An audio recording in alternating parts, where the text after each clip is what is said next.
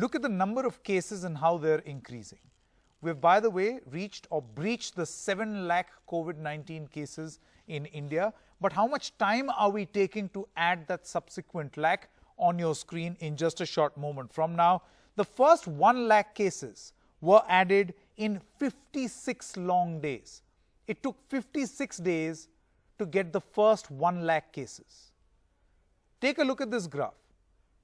The next 1 lakh, that is, we reached 2 lakh cases in 16 days, 3 lakh cases in 11, 4 lakh cases in 9, 5 in 7 days, 6 in 4 days, and 7 in 5 days.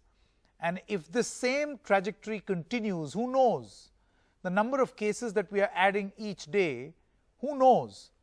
We may start crossing 1 lakh cases every 3 days, 2 days. I don't want to sound alarmist, but let me get the experts to do the talking. Dr. Randeep Guleria, Director of the All India Institute of Medical Sciences, is now with me. Dr. Guleria, thank you so much for joining us. How concerned should we be with these ever rising and increasing COVID numbers? So I think the rise in the number of cases will always be a cause of concern, but I think it's something that we must look at in terms of our population also. So if you look at cases per million population, our numbers are not that bad, but we need to really work hard to see where these cases are coming from. They're coming from a limited number of hotspots, and we need to work very aggressively to be able to contain the spread of infection in these areas. I think that is the biggest challenge that we have as of now.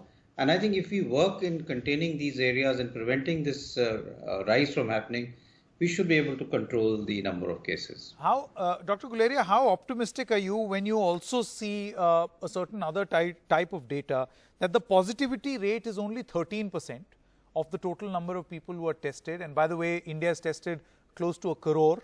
And the recovery rate is well above 60 and continuously rising.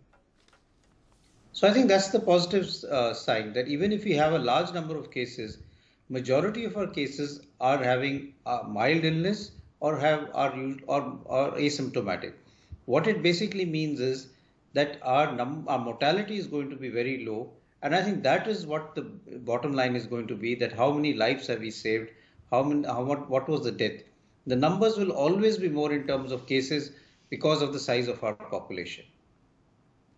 Dr. Guleria, I wanted to ask you something very interesting. There's a huge dispute, if I were, going on vaccination, that whether we'll be able to launch the vaccination process by the 15th of August.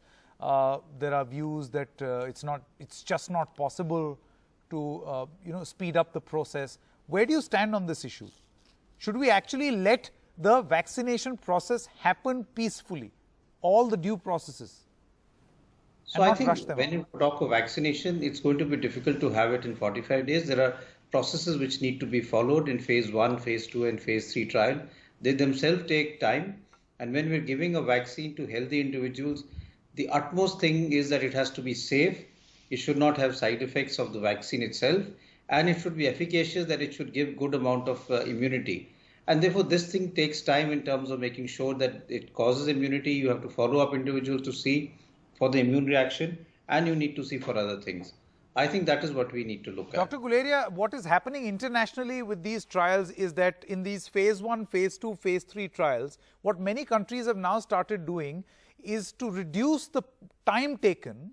They have launched these 3 phases separately, simultaneously, so that they can reduce the time. But still, even in that situation, do you think 45 days is... No, 45 days is rather difficult.